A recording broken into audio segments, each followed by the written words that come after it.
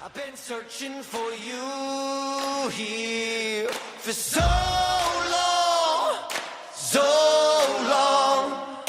I've been searching for you here for so long, so long.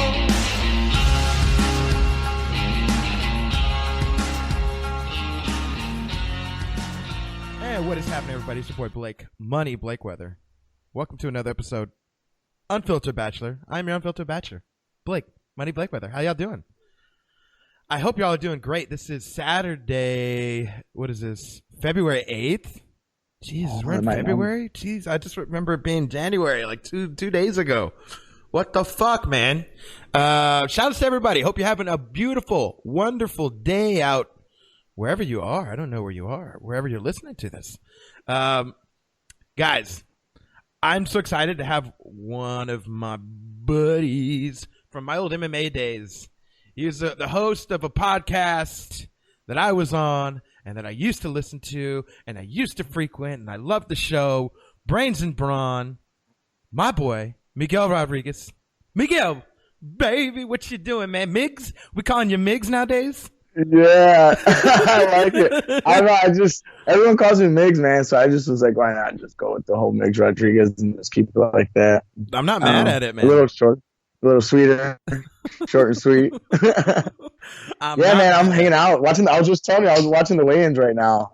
I just think it's gonna be a really weird card, but I'm excited, man. A lot of weird fights that I'm excited for. Like even Alir Latifi, like that dude looks huge right now. I mean, 246 pounds, bro. Yeah, and he was already looking like a fucking brick shithouse, like at 205, and he's all of what 5'7", 5'8". Like, dude's not tall at all. Yeah, it's crazy. But anyways, thank you for having me on the show, brother. Man, this is amazing. This is been a while too since like we even had like a good conversation. And the other day, like you just reached out to me, and then it's been constant reaching out, and I love you for that, man. You've always showed me unconditional love and always been with me, bro. It's awesome. And everything you did for the MMA podcast community and everything you showed me, I just appreciate you. I'll never forget it. Yeah, man. You're very, very welcome. Happy I could do what I could do for the people I could do it for, back in the day. And it's interesting to kind of see everybody's journey now, like what everybody's up to, what everybody's doing. Right? I'm already training to fight and shit. Like, what the hell's going on, bro? Hey, you're a pro fighter now and shit, man. Like, you out there.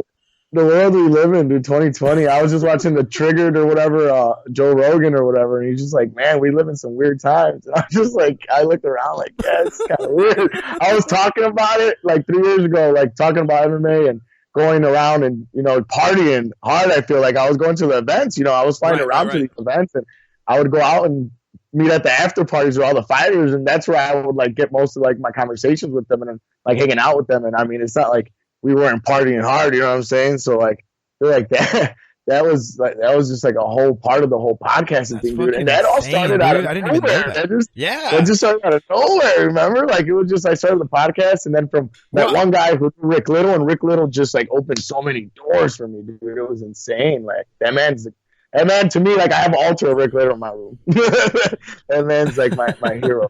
That's what's his name? What's his name's coach, right? He's Chiesa. Yes, coach. Okay, right. Okay, isn't he somebody else's coach?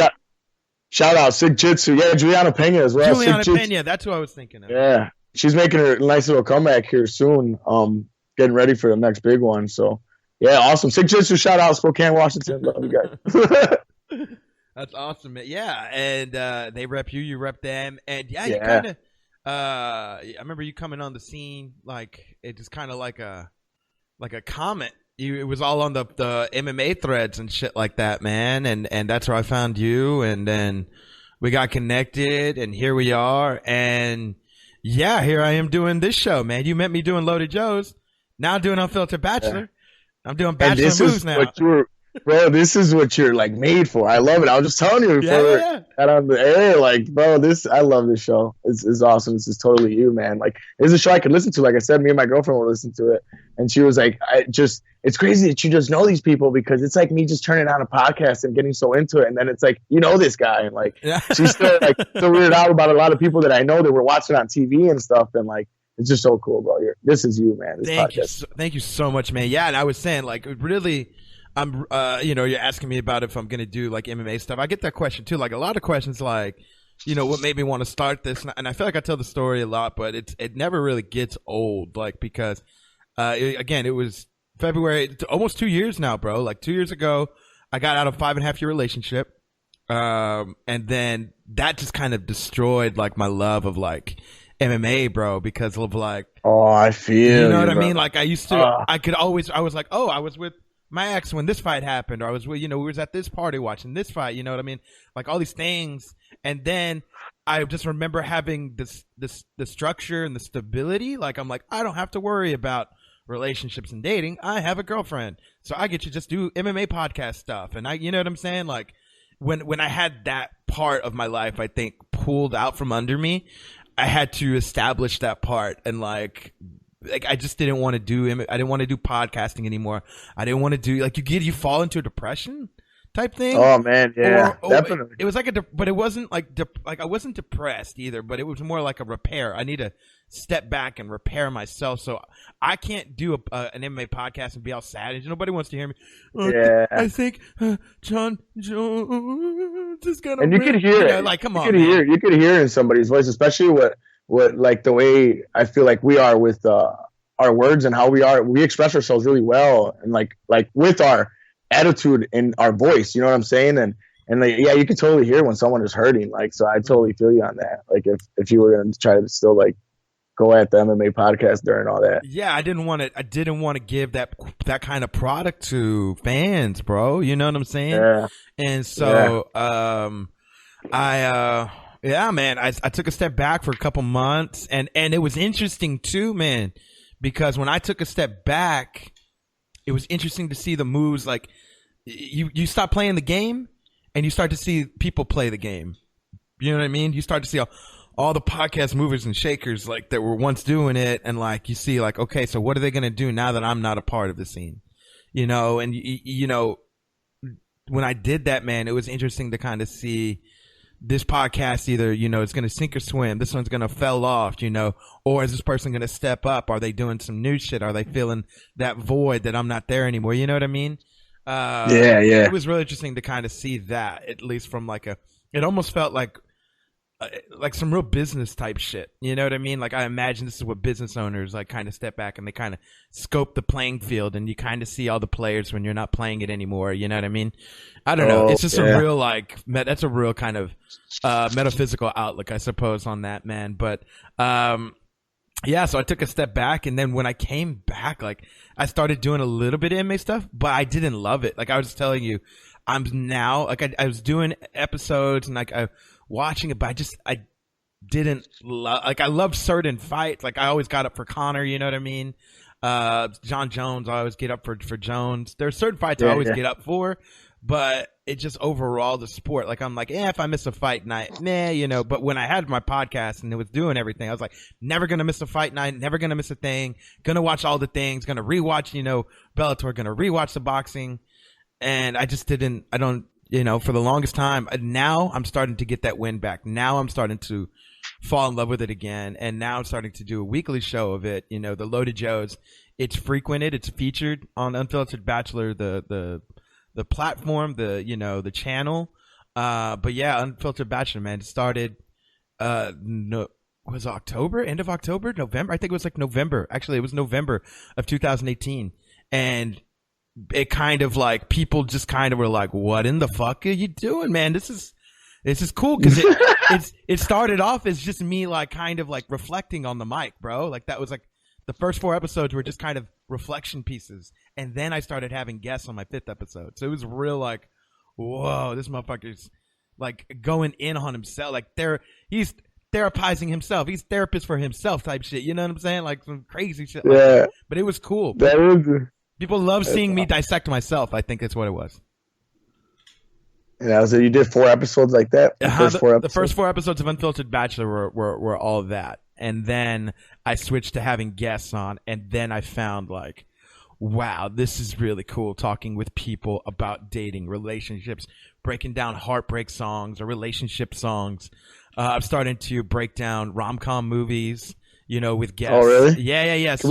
Can we break down the song tonight? I want to break down a little romantic song. I mean, I think I want to have you on just so we can do that next time. Now that you're into the idea, because that would be badass. We'd find a song like so. I broke it down like J. Cole's "Wet Dreams." You know, it's talking about having sex. Yeah. Oh, dude, that's a great song. It's a great song.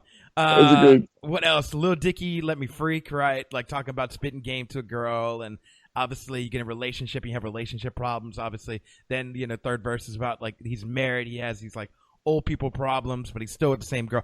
Like songs like that, man. Like that. You know what's really cool about that, bro? Is that? Oh, keep going, my man. I don't know what you say, man. No, I said, you know what's really cool about that is that a lot of people listen to songs and they don't even know the lyrics. They don't even know what's going on in the song. Yeah. They're just jamming to the fucking song the whole time, and then you'll tell them the lyric, and they're like, "Wait, what? That's not what it says." And they have to re-listen and then look it up to even know that that's literally the lyric. And I'm all about lyrics, dude. I listen to a song that really don't even bang that hard, but the lyrics bang, and I love lyrics. Right. I love a story in the song. Too. Yes. I love the story. And like people like, I mean, I'm gonna go back to Lil Dicky because I think I broke down 3 of his songs. But his music video, man. Yeah, Lil Dicky's a fucking man, and his music videos speak for himself.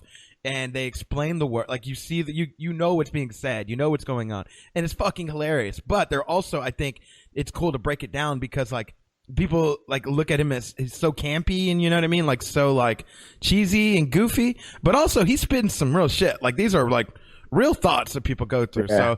So it was cool. It's been a really cool adventure doing Unfiltered Bachelor, I think, man. Like it's really given me a voice, and it's really helped me navigate my own bachelor journey, bro. You know what I mean? And it's really cool on dates too, because it's a topic of conversation that never gets old. You know, when I go on dates, like, hey, I'm a podcast. So what kind of podcast do you have? A dating relationship podcast. Oh my God, for real? Like, and then you kind of get into that. It's real, you start to build comfort with that real quick. You know what I mean? Way more pros than cons though. Like, how has it been like, bouncing off the women? Because I could tell, I know some women are really reserved and would be like, wait, what do you mean? Are you going to talk about us? Like, I always get that. Yeah. I always get are you going to talk about this date? I'm like, next week's episode, is it going to be called fucking Janice? And I'm always like funny about it. I'm like, only if you don't agree to a second date. You know what I mean? Like, if you don't agree to a second date, I'm definitely going to talk about this first one, and I'm going to say shit. And I'm like, no, I'm not going to do that. That's not me. That's horrible. But yeah, I like to have fun with it. But you know what? People filter themselves out. I had somebody tell me this because, like, you're like the same question you're asking, like, is there pros and cons? Like, there's definitely, I don't want to say con, right? But like, if I'm messaging a girl on like a dating app, and I tell her, hey, it comes, we talk about what are you into, like whatever, however you get to that part of the conversation. And I get to the point of where like I'm like, oh, I'm a podcast host, and they ask what kind of podcast, or I just like say, hey, I host a dating and relationship podcast. Either one or two things happens in that moment. Either the conversation continues, or what I've noticed is they stop replying or they unmatch, and that's fine.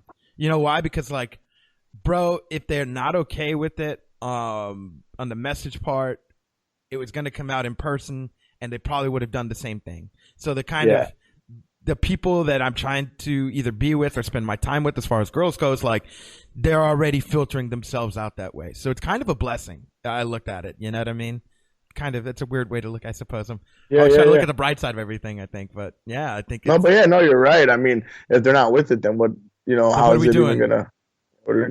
Because it's not like you're just gonna let go all of this just because some chick ain't down with it. I feel like, you know what I'm saying? I mean, exactly. Like, I can't, like, this is a part of my life, and it's a very and it helps people. It's not just for me, bro. Like, some of these episodes, people reach out to me like, damn, I felt this, or damn, I was wondering this, or damn, I was thinking that. Like, this really spoke to me. And like, and I was talking, who was the fuck was I talking with this? Oh, my boy Nutrition. Cause he was talking about cool dude, cool ass dude. Love Nutrition, bro. Motherfucker is so real. That's the one that we were listening to, me and my girlfriend. Yeah, oh man, yeah. Well, especially with Lou right now watching, because the best thing that's okay. So here's a really cool fucking part about it too, is we're listening to the podcast at the same time we're watching embeddeds and shit, and Lou's over here doing for the John Jones, and she's like, "This is nuts! How do you know these people? This is awesome!" Like, and she got balls deep in the game too, bro, which is awesome. It's the reason why it really kicked off, and that's another thing. Like you were just saying, like if it's not, you need to let them know right off the bat, because it's not, what are we doing here? And I let her know right off the bat, especially with fighting and all this shit. Like, you know what I'm saying? Like, there's going to be times where I'm going to be a little cranky and I'm going to be a little selfish, I feel like, because I got to my essentials and my needs for fighting and shit. And she understood that real quick, because I feel like I get a little like selfish during camp, man. Like, you know what I'm saying? Like especially with just like my nutrition and everything. And she's been a big part of helping me with all that. And it was something I had to let her know right off the bat, because, like you said, some girls ain't even down with the fighting. They don't like it. They don't even like the whole fact of being at a fight or anything like that. And it's something you got to let them know right off the bat. And then, you let them know, and then they filter themselves out naturally, natural selection. Yeah. And then you get to you spend the time with the ones that have the potential to be like, oh, they're into this already. Okay, next step. You know what I'm saying? And exactly like you're saying, like, you got to be selfish. Like Rick Nuno talked about this. You know, he's former MMA fighter up in the Northeast, boxer too as well. And he just talked about like how, dating when he's fighting, man, it's like, it's a very selfish thing. It didn't leave a lot of wiggle room for, like establishing relationships, and it brought us to the good point of like, shout out to the women that marry, fighters.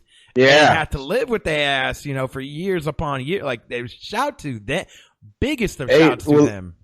A lot of the ones, I know you've met a lot of the wives and a lot of the girlfriends or whatever that have been with them pretty much as wives, like for 10 years or whatever. And dude, a lot of those girls are bad as, they're bad. Like, like with the way they handle everything. Cause that's crazy. Like, it's not easy, man. And a lot of them already have like 3-4 kids and then still like having to go. And, a lot of us, the fighters ain't getting paid what they want to get paid. You know what I'm saying? Like, right. So it's not like they're making all this crazy amount of money too. And just, it's not easy, man. It's something that they have to be in like year round, and I bet it gets tiring, bro. It's tiring. Some real Spartan shit, bro. Some real Spartan shit. Yeah, some real Spartan shit for real.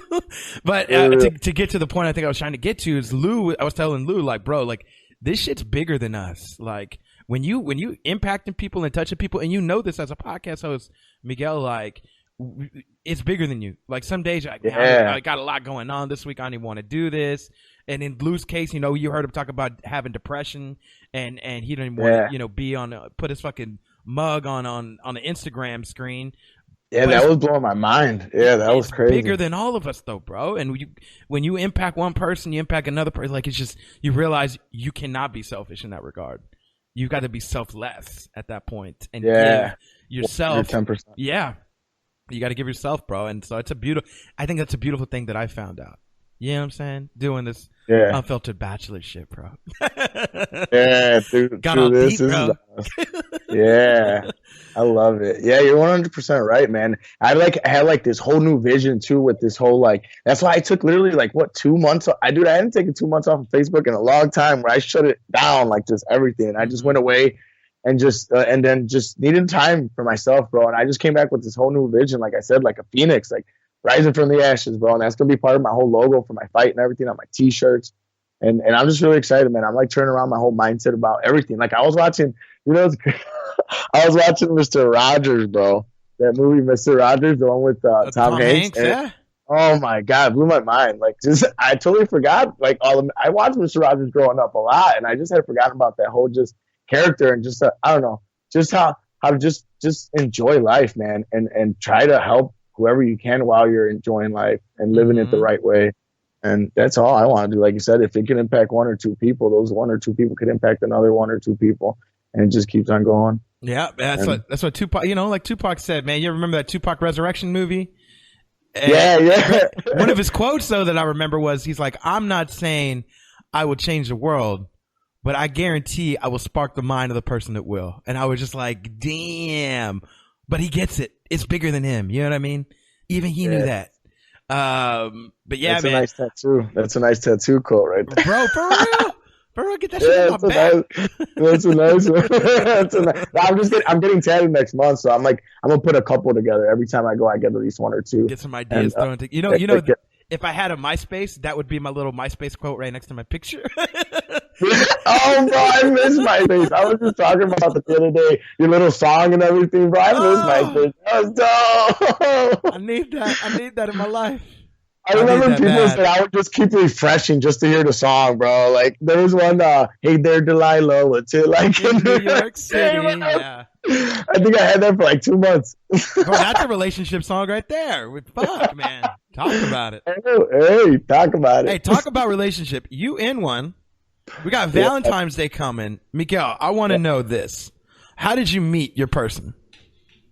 How did I meet Hattie? You know what's crazy? I had met her a year before I actually, or like 2 years before I actually started dating her, and I really liked her. And you know, it was one of those girls that was in the group with everybody that's hanging out. We had went out with one of my really close group of friends, and she was like one of the girls that they brought along with them. Mm-hmm. And my friend had came up to me, she's like, "Yeah, don't even like try talking to her because she's in one of those she's in one of those 5-6 year relationships." You know what I'm saying? So like, it's just you know, you got no chance. So I was just right there. I just like was whatever, like, and whatever. But we were hanging out, like talking all night, and I could tell she was feeling it. She was feeling it. She was feeling it. Feeling it. You can just tell, man. Like, and then I'll never forget, because I this is what I always bring up, is on the ride home, we were all kind of squished up in the car in the back, because we like took 2 cars and we all had to squeeze in these 2 cars, and she got in the car that I got in, and we were in the back seat. And she was in the middle, and I was on the right side, and she wrapped her arm around my arm the whole ride and stuff.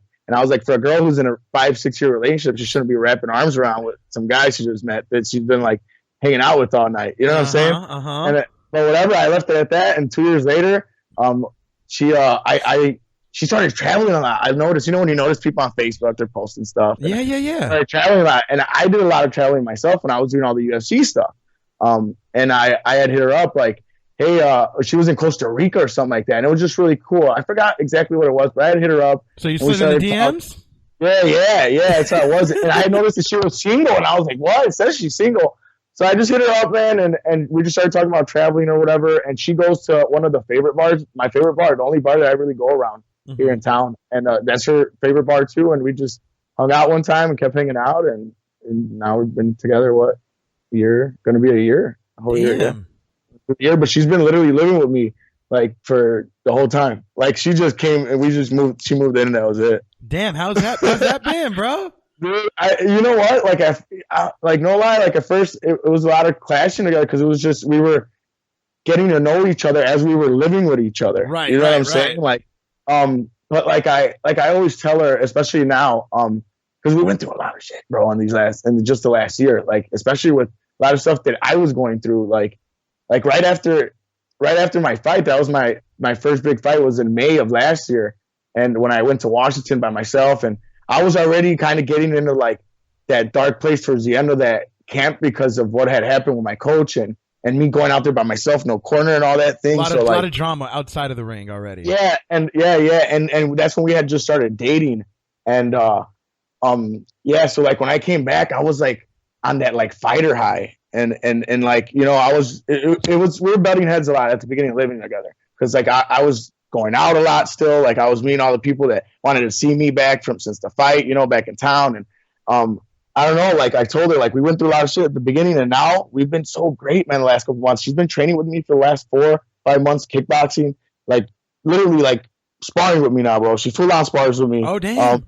Yeah. It's awesome, man. Like, she goes a little harder. I try to tell her, like, you know, calm it down, because she'll go from 60 to 100% and go for some you know, overhand rights that if they do touch, I think they'll ram me a little bit. Bro, that used to be my worst when I would spar. I don't spar as much anymore, but when I used to, early in the days, I would hate sparring with women. And the smaller, the worse time I'd hate it, because pit bulls. The word pit bull comes to mind. That is awesome. She's 4'11", so you're right on. Yeah, she's a little. Come at you, bro. They come at you, and you don't know what you did to piss them off. You know, and you're just trying to like maybe get one hit in, and then block, and then they just like, and you're just like, oh my god, when did you turn into a fighting machine? Like all of a sudden, yeah. And it was you. There's no escape. I felt so much pressure. I really hate doing it. And it's one of my, like, everybody asks, what is your scariest, you know, what's the thing you're scared of the most? Is it heights? Is it, you know, is it bears? Is it whatever? Like, fuck no. You know what I'm scared of? Little 4'11", little 5 foot girls that want to spar with you in the fucking gym. They're the fucking worst, bro. But Yeah. that I can attest to that. I think is what I can agree with you, Miguel. Yeah, so dude, bro, so I just like the first, like I said, 3-4 months after the fight and everything, we were already together for about 4 months, and then she was staying with me, living together, everything. We were like really good. We weren't really having any like problems or anything, but it was just like I said, we were getting to know each other as it was going, and with the fighting and everything. I got hurt by my neck the last fight, so like I couldn't do anything for a couple months, like literally nothing. Like literally 6 months when I started like full on sparring and everything again. And that's when I started with her, teaching her everything. That's why I was doing everything lightly.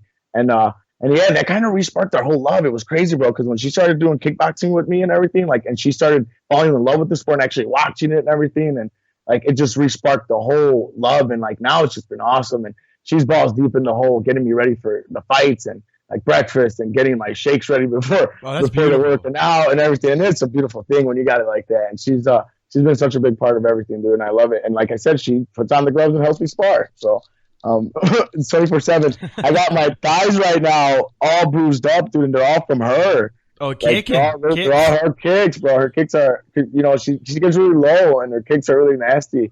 That's the first thing I started teaching her, was her kicks. Since that's my little forte. I love kicking. I'm a kicking guy.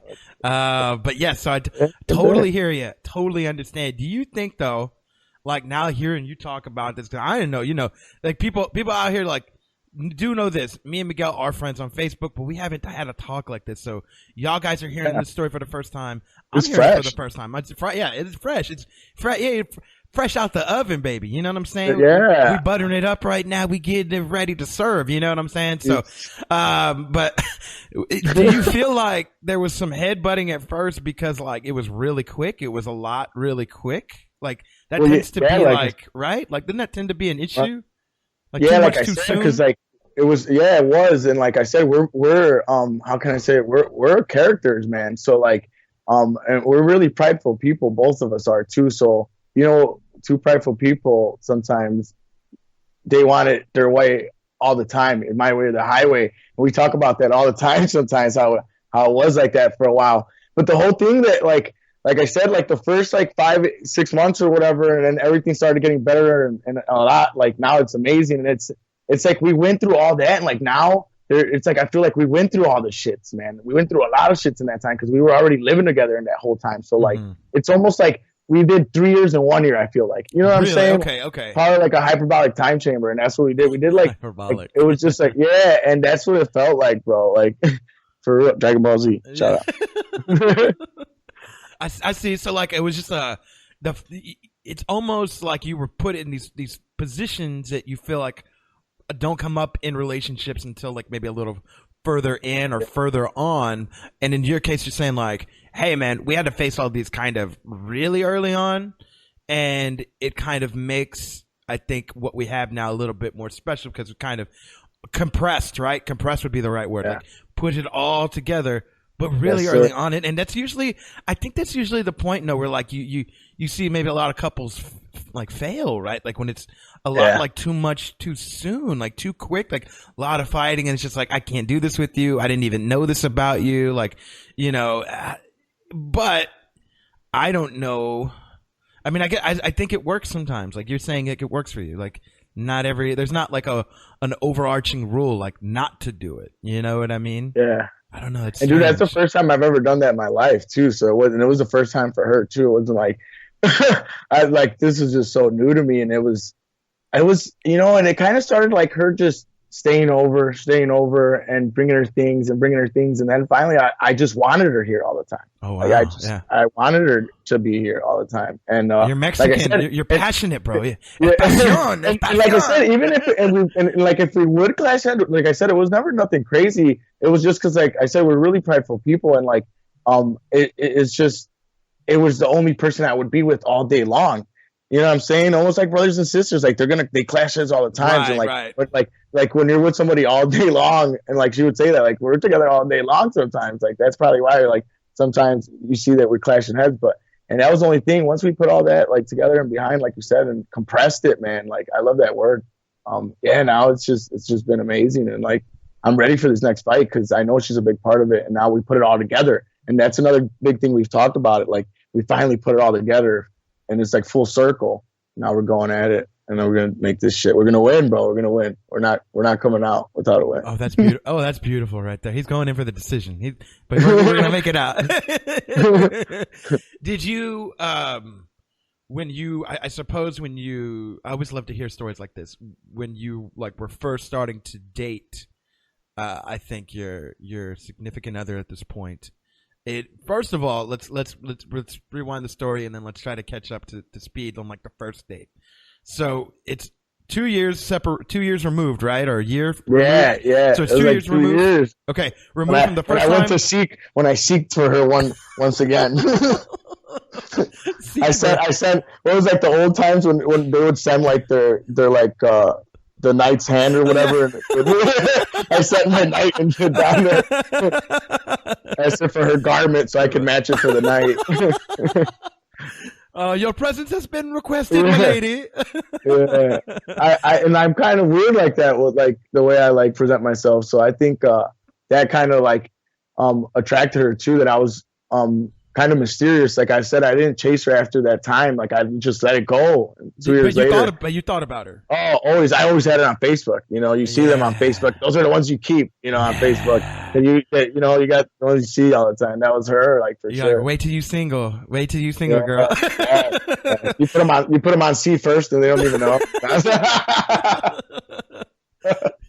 Oh my god. Okay, so. But it's not creepy though. I think this is kind of like, it kind of got that hopeless romantic kind of in the back of your mind throughout these years, right? Like that's kind of the vibe. Yeah, and I was single this whole time too. That's what I'm saying. I was single for a good I was in a relationship for 5 years and living with the girl for 2, and then had moved out and was single for a good 4 years, 3-4 years. Okay. Yeah, so I did the whole bachelor life. That's why everything you're talking about, I love it because I totally understand it. It's like real, like it totally right. Like I had to redefine it was like a reset button, bro. Yes. I pushed the reset button, and it was just a beautiful thing. And that's how I found life for the whole MMA and fighting and all that shit all over. Like that's where it all came from. Because I came back with 2016, 2015.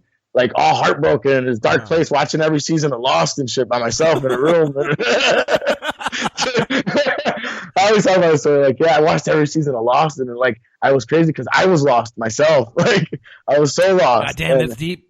Yeah, and then 2017, 2016, around there, the end of 2016, we started the whole Brains and Brawn, and the whole love for MMA came all the way back. And like where we were dissecting it, and then guys like you putting out podcasts, like. It just upped the whole ante, you know, like you had to be in the game. You had to watch it. You had to watch the weigh-ins. You had to, like you said, all the extra stuff, rewind it, watch it again.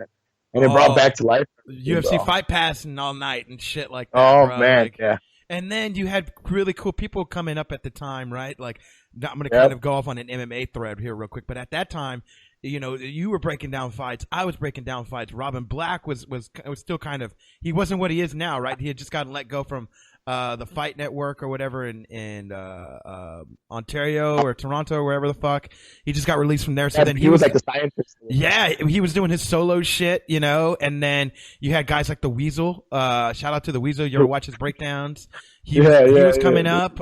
There was like a lot of like guys who were known for like people would go to them and want them on to like, they're like, oh, the motherfucker knows what he's talking about. You know what I mean? And so it was a real kind of I don't want to say rat race. That's the wrong word. But like it was a real kind of like everybody was like a horse race, right? Kind of like everybody's jockeying for position to establish themselves, and like that was a crazy fucking productive time for all of us in 2017, dude. Like that established what year? That was 2017, right? It was 2017. It was 2017. I wanted to make sure. And that was the year, bro. Like that was really my establishing year. I had been doing MMA podcasts since the end of 2014, and like did it like people kind of knew me. Like it's 2016 when people kind of were like figuring it out and like kind of hear my. But like 2017 was the year where like everybody, I felt like we all teamed up. Everybody kind of for a while, right, was like banded together, and everybody knew everybody, and everybody gave love to everybody, and it was just like a beautiful fucking community thing. But again, I digress. Going off on that tangent, but okay. So we go back to the story. It's been 3 years, 2 years. You still kind of like, I think I'm going to put this as romantically as possible. You're still kind of thinking about her like, hey, mate, I wonder how she's doing, you know? Not creepily, though. Not like you have an altar made for her or anything like that, but like, like you didn't make no hair doll of her or nothing like that. No, you know no, what I'm saying? not But at like all. you kind of like, I wonder how this girl's doing. You know what I'm saying? Like, man, you look. It kind of is fate. You look on Facebook, you see, you see her. She's single. She's traveling. You're traveling. I'm building up to get to a certain place right now. We do all that. You send her. You slide into her DMs, and then what is it like trying to? Don't tell me the first date yet, but give me the experience of what it was like setting up for the first date, or like when you message her. Like, did you message her with that intent to be like, I want to like go out with this girl, kind of figure out. She liked the vibes last time. I like the vibes. I'm trying to set something up. Was that the intent when you reached out to her that one time? No, not at all. That's what I'm saying. Like when I did it was because I seen that she was like traveling somewhere, and I thought it was Hawaii at first, and I had asked her because I have like people in Hawaii, I have family in Hawaii, and I like asked her like if she was like in Hawaii, and she said she was in Costa Rica, and like literally from there we were just talking random shit for like probably like 2 weeks to a month before we even actually hung out, and it was because we go to the same bar, like I said. And then the first date, yeah, it was just like, yeah. Wait. Hold off on the first date because I wanted to build up to it.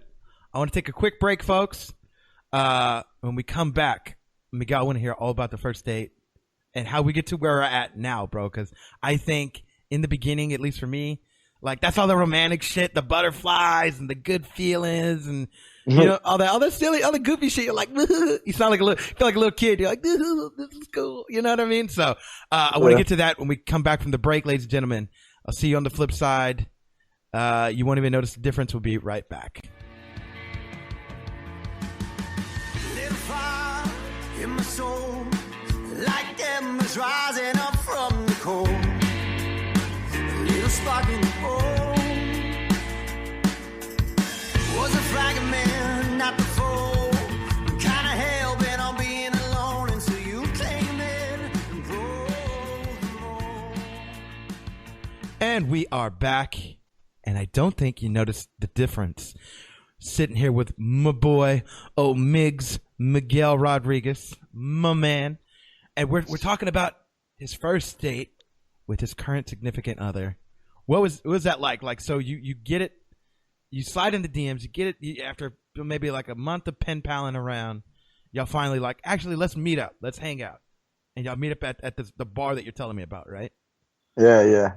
I think it was funny because I think we were both nervous as hell because, like I said, we had known each other from that prior one time, and I know she didn't forget that night. You know what I'm saying? Like, so like we always had that little bit of like I don't know, like attraction, tension, or whatever. I feel like whenever we would see each other, and so like when we went, like our first date wasn't even really like a first date. Like it wasn't like a set in stone. All right, it's just me and you or whatever. It was just like, yeah, I'm gonna go to Bedrocks at this time or whatever. It's like, oh, hey, cool, yeah, well I'll see you there. I'm going there too at that time. And then like she went and brought like one of her friends, and I brought one of my friends because at the same time, like I said, I was kind of nervous. I feel like I didn't. So yeah, like I would brought it turn a into friend. like a double date? Brought a friend. Yeah, no, not really, because she brought her one of her best friends is this a guy. Well, I was gonna say his name. I don't want to say names. Yeah, that's cool. But yeah, one of her best guy friends. So yeah, it wasn't a double date. my buddy was like, "What the hell?" He probably was hoping. My buddy was like, "What the hell is this?" And then I had to sit there and fucking talk about fucking working out with the guy the whole time. I imagine, like, yeah, if I was your friend, imagine everybody like, Miguel's like, "Yo, I'm about to go meet up with this girl. She said she's bringing her friend, bro. I want you to come with me, bro." And well, you know what was weird? As a friend, I'd be like, "Dog, for real? Okay." I seen you're probably like saying, like, I seen some of her friends, like they pretty hot, and like, yeah, you probably hyping it up real quick, man. Yeah, me too. Yeah, for sure. Yeah, I needed that wingman for sure. Like, come on, bro. Like, hey man, I'll buy your first drink, man. I can let you, man. Hey, it's gonna be a good time. First and last round on me. You trifling, Miguel. I love it. Okay, so you bring the friend. He realizes like, I gotta talk NASCAR with this guy, motherfucker. Yeah, it worked out though for me because there was no pressure in the fact that like this girl wasn't feeling him or he wasn't feeling that girl. They just at that both time realized like they were just kind of fucked. Like they're just gotta now just hang out while me and Hattie like hung out, my girlfriend. And yeah, it kind of just became like they just sat there on the side and we're talking, like I just said, like working out shit, because my buddy's like a bodybuilder. Oh, so they're talking about so they're just that ball. Who'd you bring? Did you bring? Yeah. You bring Bob? Yeah, my Bob. I bring Bob. Shout out Bob. He was there for the first date. Hey, tell Bob I said what's up, man. It's been a while. Yeah, my man, for sure. I'm gonna see him later today for the fights. Actually, yeah, it's crazy. Like I said, I'm like back in love with the whole thing. So we've been hanging out, watching the shit again, and like doing everything. Especially for this fighting thing. Like I want Bob to help me out and be like kind of part of the whole like getting me with my strength and conditioning, because he knows that shit. That's what he does.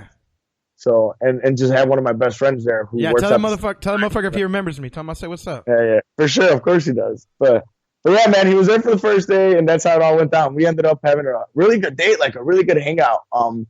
What's it called? She was talking about weird shit right off the bat. Like I think that one of the first things she said was, this relationship can't go unless you're like really like potatoes, because like I love potatoes, any type of potato, smashies done anyway, potatoes, French fries. She just like named any way you can make potatoes. She's like baked potato, French fries, mashed potato. I thought it was one of the coolest, weirdest things I've ever heard, because I'm, like I said, fucking weird myself. You know what I imagine? I imagine that scene from Forrest Gump where Bubba's talking about all the ways he likes shrimp. You got blue shrimp, red shrimp, fried shrimp, coconut shrimp. You know what I'm saying?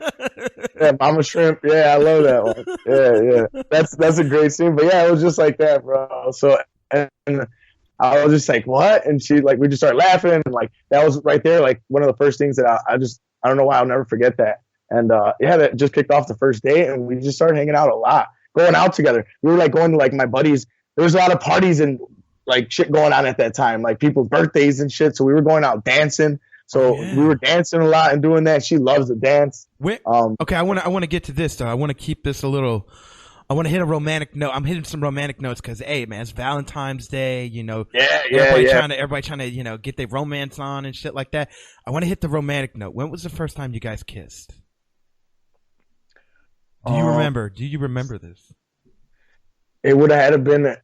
I think it was when we were dancing. Yeah, I'm pretty sure it was when we were dancing at one of the first times. One of the first parties we went dancing. I also took her to a jiu-jitsu tournament. Oh yeah, I forgot I took her to the jiu-jitsu tournament. But it was like I said, it was really weird when I first started dating her. I didn't want to like start doing anything crazy. Like we talked and like hung out really hardcore for like about a month, and like the first kiss didn't come till like about the second or third week. Oh wow! And then she moved in like that. She moved in like the second month. So and then how many dates would you say you had been on by then? What was you said? By the time we like kissed or whatever? Yeah, probably a good like five dates. Okay, 5 dates. We didn't kiss right away. Yeah, we didn't like kiss and start like getting down right away and shit. And again, you're a good. Like, here's the thing. So I think a lot of people go through this fear, and I know I do too. Especially when you're first starting to date someone, and you're always kind of got that. You agree with me or don't, Miguel? You're a good-looking kid. I'm a good-looking kid, you know. Yeah. But I think we still get nervous.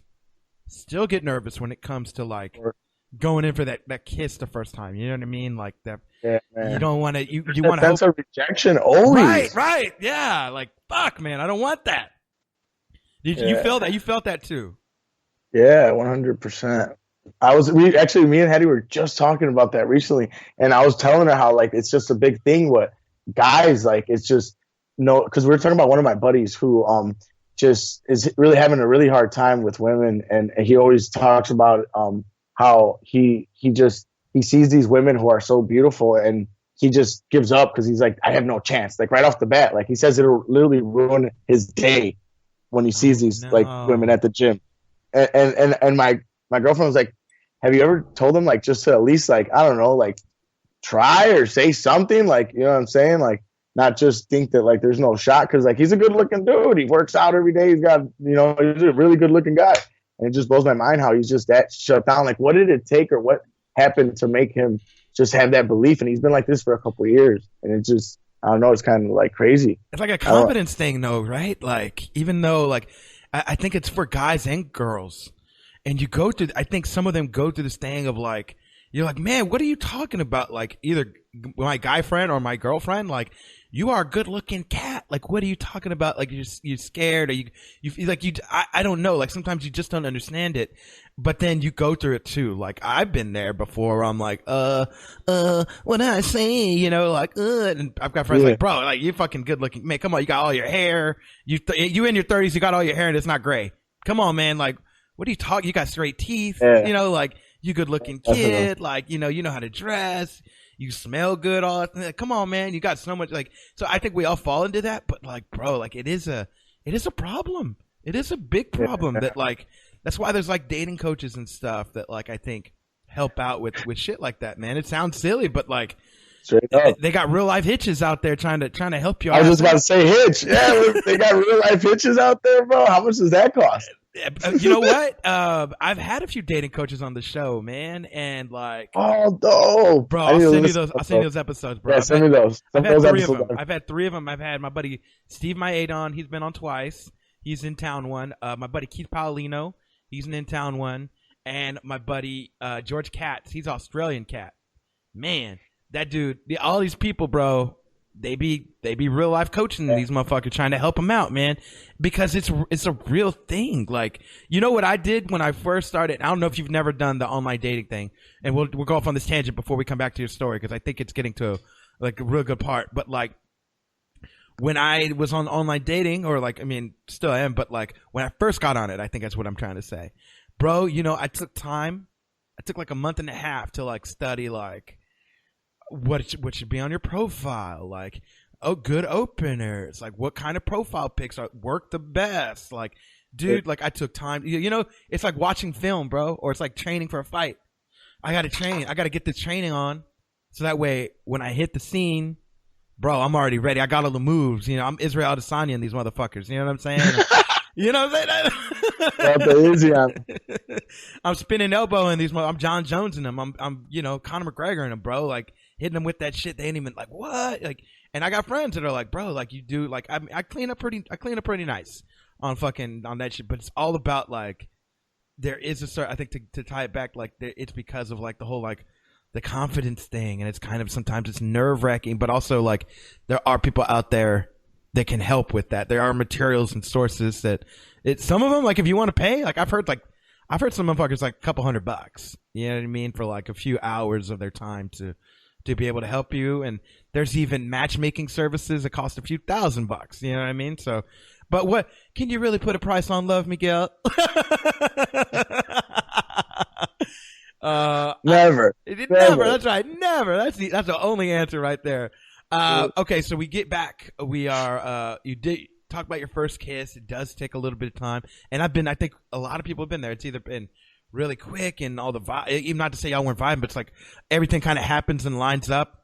It's like situations beat technique. You ever heard this? Situations beat technique. Have you ever heard this? No, I like it though. I love it because I heard it in dating. I heard it in dating. And it was like, it talked about situations beating technique. He's like, a dude can know all the right things to say and whatever. But if a girl, like, you know, on the first time, guy approaches a girl in a bar, right? And a guy can say all the right things and she's flirting and they're back and forth. But if, like, she leaves to go to the bathroom, she goes off on the dance floor, something happens where there's another guy there and they just happen to, like, you know, they're dancing or whatever. They happen to make out, right? Like this is just an example. She has to dance for some guy goes dance with her. They start making out. Well, that situation beat the other guy's technique. You know what I mean? Timing beats power, precision beats speed, wasn't that? Or is that precision beats power, timing beats speed? With like Conor McGregor said, it's that same thing. It's that same thing. Situation beats technique, man. And so that's why I think getting back to like sometimes I've kissed on first dates. I've kissed on second dates. There's been times where I'm so nervous because I really like the girl. I don't want to fuck up shit. It's taken like 4 dates. So like, I've been all over the board, bro. I feel you. No, I was surprised with this one. Like I said, with my girlfriend, like how long it took. Like I said, I kissed on first, second, you know, third dates or whatever. And this one took a good 3-4 dates before we even like had our first kiss at all. And it happens like that, bro. But you're nervous, and then it happened, and you didn't get rejected. Yeah, and it's magical, yeah, that's bro. the best part. That's the best part. Fucking magical, man. And then, fast forward, you guys are just kind of y'all in it now. Y'all balls deep into each other now, bro. Yeah, like she had said that before we had started like talking, she had no idea that I was in like doing anything with MMA or fighting or anything until we had that first date and I told her about it. So like she like didn't like wasn't looking at my profile or anything like that. Like which blew my mind, you know what I'm saying? Like she went into the first date kind of fresh too, just with what we had talked about in conversation, and I had not brought up anything really about me fighting or anything like that. I was just talking about, obviously the UFC and the stuff that I did, but I wasn't saying like, hey, yeah, I'm about to fight in a couple months. Right. So, by the way, when because I was in the middle balls deep in training camp when I had met her, and that was another thing too, bro. That was like I was going to the bars, but I wasn't drinking.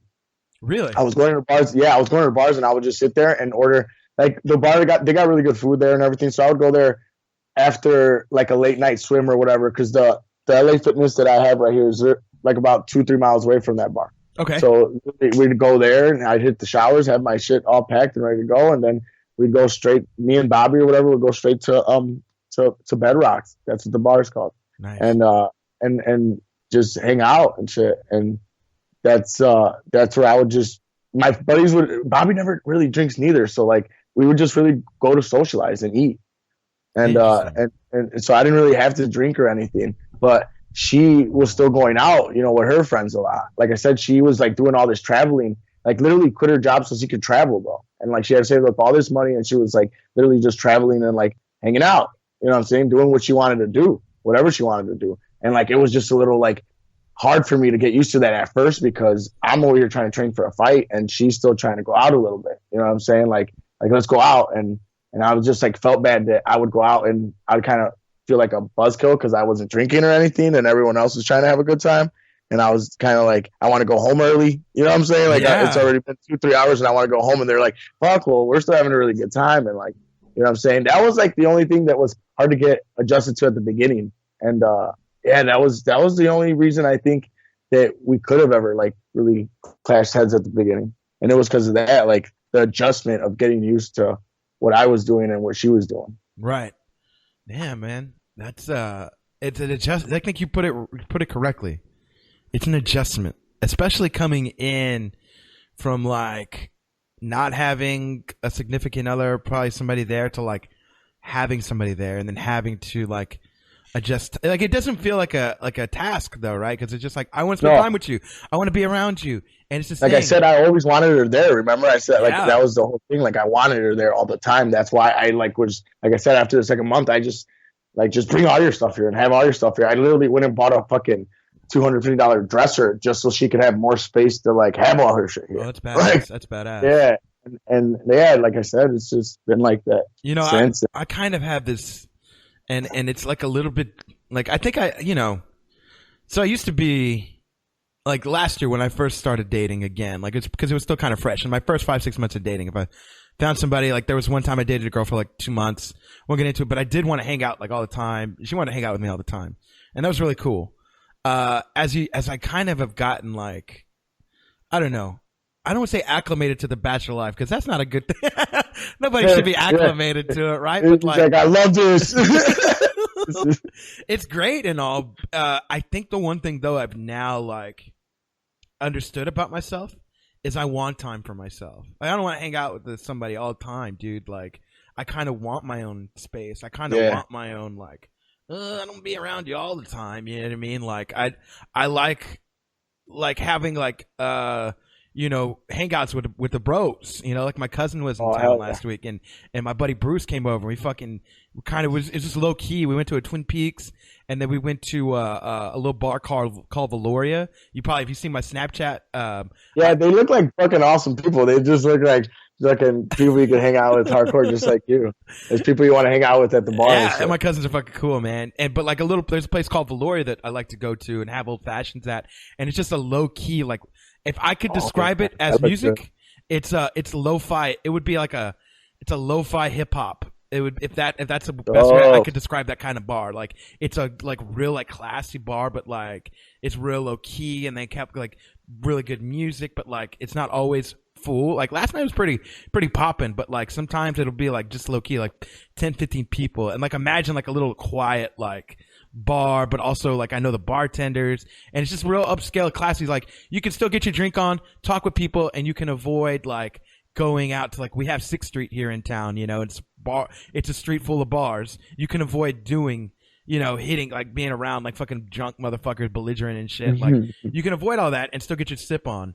And that's why I love doing that. But like all that to say, like I enjoy those times where I get to hang out with them. I have like my boys over at the house and we watching the fights. Like I've learned like I actually need that. I appreciate that. Like I gotta have that to like just still be like that's what's true to me. You know what I mean?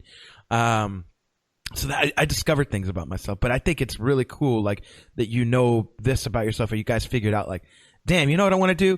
I want to hang out with you. I like it. I like that shit. That's that shit I like. Yeah, like I said, the gym was like a big thing too. Like just teaching her like everything that I just like, could teach her. You know what I'm saying? Like, and just her falling in love with the mixed martial arts itself, that helped a lot because we were just at the gym a lot. You know what I'm saying? And even when we came home, I have 2-3 TVs in my room, so we could watch whatever the hell she wanted to watch. I could watch whatever I wanted to watch, or I could be away doing what I wanted to do. We always gave each other space because, like I said, I like to be a little private too, man. I like to just have my own space too, and that she understood that too from the very beginning. So it just helped out. So like we were really alike with a lot of the things we did. So like it kind of just helped a little bit. Mm-hmm. And she has her friends that she goes and does her thing with and hangs out with all the time. And I have my group of friends that like we hang out all the time. And then we have the group of friends who hang out with together. You know what I'm saying? Right. Like, that's and cool. You need that, like you said, you need that for the soul, man. You need that boy time for the no girls allowed. Right. Like, yeah. I told my grandma that one time, man. My grandma's real playful like that. And I was like, yeah, I'm having all the boys over and we're going to do like this, that. And she goes, I want to come. I said, no girls allowed, sir. I call her sir. She's like, ah. Yeah, straight up. I always say that. No girls allowed. You turn into the He-Man Women Haters Club just for a little bit. And then you're like, but like, you know, I got needs. I like my companion. I like my significant other. You know what I mean? So I think it's really cool, man. I think it's badass. Miguel, I'm so happy to see you happy, man. What has been the most, do you have any like romantic, like the most romantic things you've done, or like romantic, for instance, I'll tell you one of mine. Like I always have this romantic memory. I love this story. And if you've heard it, you stop me midway. If you've heard this episode where I've talked about the story, I was dating this girl one time, a while back, like September-ish. And, for our date, I was like, hey, you know, are you free? I think it was for Labor Day, man. I was like, hey, are you free? Labor Day, hey, I'm not doing nothing. Okay, cool. I was like, okay, I had this all planned out, bro. I was like, okay, cool. I hit you up Sunday and I'll let you know, what's going to happen. So we was talking Sunday and she's like, also, you know, what do you want to do tomorrow? And I was like, I sent her a picture, bro, of 3 envelopes. And I was like, here's what's going to happen. I'm going to pick you up tomorrow and you're going to open one of these envelopes. Whatever's in there, that's what we're going to go ahead and go do. You know what I mean? So I go and I pick her up. And I got the envelopes waiting in the passenger seat. And so she gets there, she picks one, opens it, and like that's what we end up doing, bro. Like we end up hanging out on we have 6th Street, but like on the other side of 6th Street, we call it East 6th, and it's just full of like little bars and little restaurants and stuff like that, like all around. And they're really like on a few block radius, like a 5-block radius. And like you can walk and bounce. You know, and so I did I did this whole thing, like it was called East 6th Adventure, and it was like go to a place you've never been to, get a drink you normally wouldn't drink. You know, it was kind of a scavenger hunt. Find a hipster, find a person with a dog. You know what I mean? Like it was whole little scavenger things. You could take that one to the bank if you ain't never done that. I don't know. Yeah. Again, I was gonna say like that's really, man. I like that one. I don't know what rom-com I watched or what YouTube video I got it inspired by, but like I was like, this sounds like a really good idea, and it ended up being it was a good idea. I ended up being in a 6-day relationship with her, so that was really fantastic. Yes, I said 6 days. So it starts off the story starts off really well. It doesn't end really well, but hey, it got me 6 days. That's great. Hey. I've been in a relationship for 6 days in the last 6 months, so that's great. Next question. But yeah, something like that. Have you ever done anything? No, I can't think of a specific one right now, but that I'm not going to be able to match something like that right now that I could even think of. But I don't even feel like saying it. I'm telling the story like that. You got nothing like that? You got me outclassed, bro. Come on, man. I'm not trying to outclass you. I don't have a good one right now that I could think of. None that would be anything special. Was there ever a time or place like you would went to like a place where you're like, ooh, this is kind of intimate, whether it's a dinner? Yeah, no, I definitely do. I definitely do. I just I feel like talking about it. Oh, okay. No comment. No further questions. Okay. I plead the fifth on that. But you do have a little romantic side to you, so yeah, no, man. Definitely. That's fantastic. Do you have any plans up and coming for Valentine's Day with your lady? Yeah, I'm gonna take her to this really nice place that I've been talking about a long time. They do this whole Spanish style, so they're all dressed up really like Spain, Spanish. Yeah, Spaniard.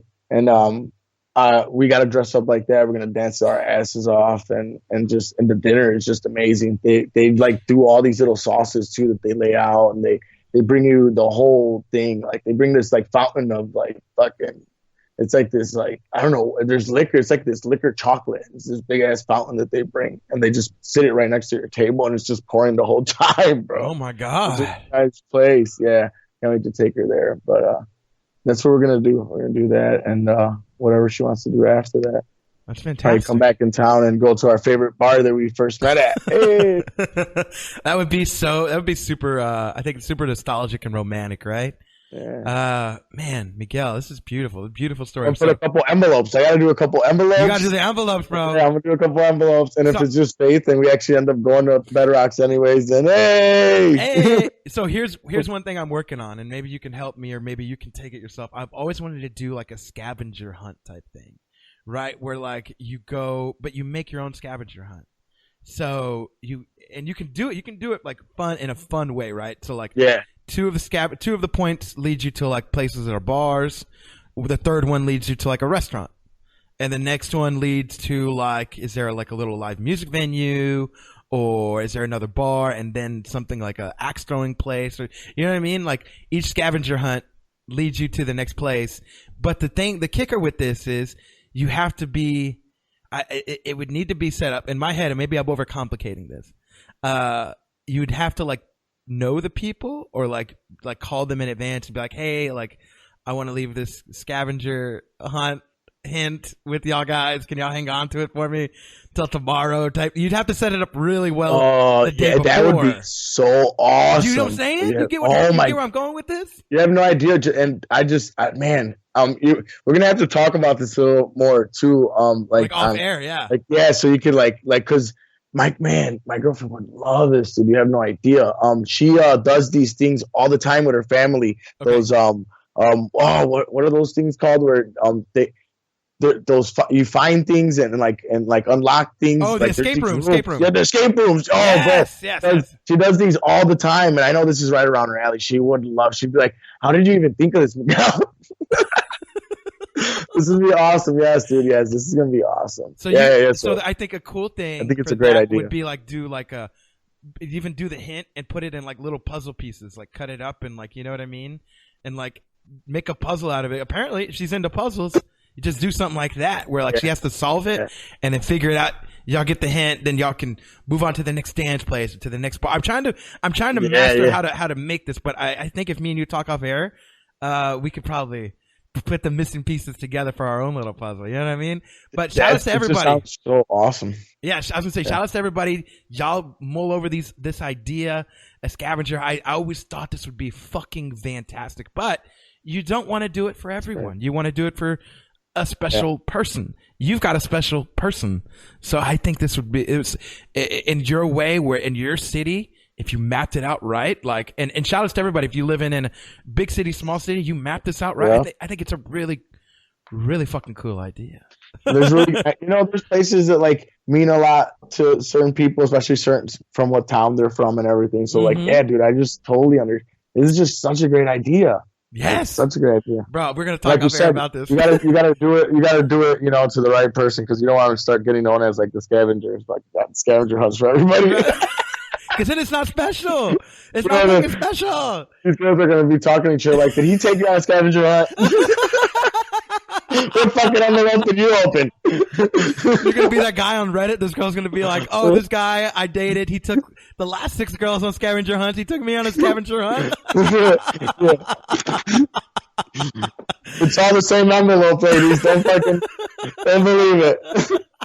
Don't believe this shit. Oh my god! All right, Miguel, we're gonna talk off air about some ideas like this. And everybody, if y'all have any good romantic ideas or anything like that's like really nifty, really cool, I'd love to hear it. unfilteredbachelor@gmail.com.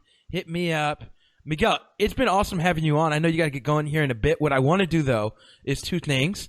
We're going to keep in contact because I want to get you on to either breakdown. We could do a movie breakdown or a music breakdown. I think it would be fucking fantastic, bro. I like both because I love movies. Fuck it, we'll do both. Hey, fuck it, we'll go live in the words of Bill O'Reilly.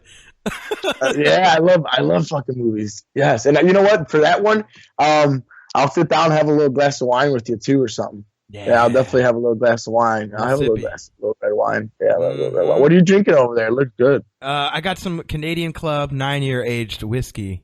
Ooh, see, I always know you're drinking something.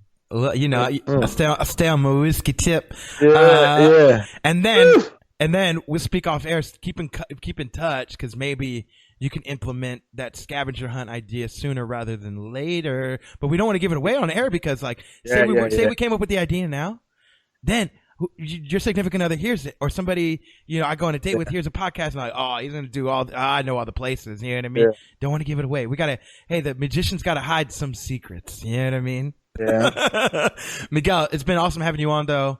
Let people know where they can find you, and follow you and follow you for your fights, man. You got a fight camp coming up, you're probably going to do a lot of videos and shit. I know you did last time, a lot of videos and photos. So where can I always go. I try to go live as much as possible, just so like they could kind of see it live. You know what I'm saying? You'll probably even see some sparring with me and my girlfriend. Hey, I'll do a couple live videos. I did one before, a little short one, but I'll do it like a full fucking 5 rounds with her, and I'll put it on live. Nice. But on my Facebook right now, dude, I'm not really doing anything on Snapchat or anything besides like the people that I like really went on like a purge on Snapchat recently. Like there was a bunch of people I didn't even know, man. I was like people that names I never even heard of before. Well, they probably all followed you from Reigns and Braun. You had a following. Well, because I had switched what's it called? Snapchats. It was a whole different Snapchat that I had. Okay. Yeah, that's why I was like, I don't know. I wanted to keep the Snapchat a little more reserved right now.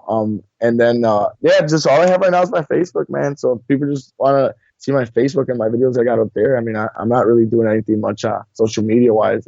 Like I said earlier, like just for my fight that's coming up, and I haven't even really posted much anything about that. It's been kind of quiet about that. Just like concentrating really on the camp myself and getting ready for the fight. Well, that's okay. I'll promote you when I tag you when I release this. And it'll be great. Everybody follow Miguel on the journey for his fight, his own little countdown. He'll be doing it. He'll be posting photos. So go check him out if you guys are into fighters and beating some fucking cool-ass people. You can follow me, Money Blakeweather, Snapchat, Instagram, Facebook, Twitter. You can follow the show, Unfiltered Bachelor, on the same platforms, Twitter, Facebook, Instagram. I'm going to tell you what, ladies and gentlemen, do me a favor. And whatever your favorite podcast app is on, go ahead, follow it, copy it, send it to your best friend, have them listen to it, like us, share us, tell your friends about us, leave a review if you like the show and you want the show to get bigger. I would definitely appreciate it. And big news for you folks. I don't know how long this shit, sometimes you guys figure out shit by accident.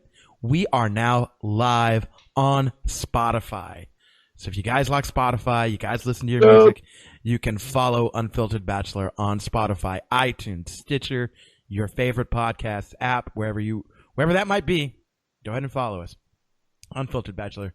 I am Money Blakeweather. That is Miguel Rodriquez. I want to thank y'all so much for tuning in. Morning, evening, afternoon, whatever time you listen to this. We'll see you on the next one. Peace. That's love. They drew me in so close. They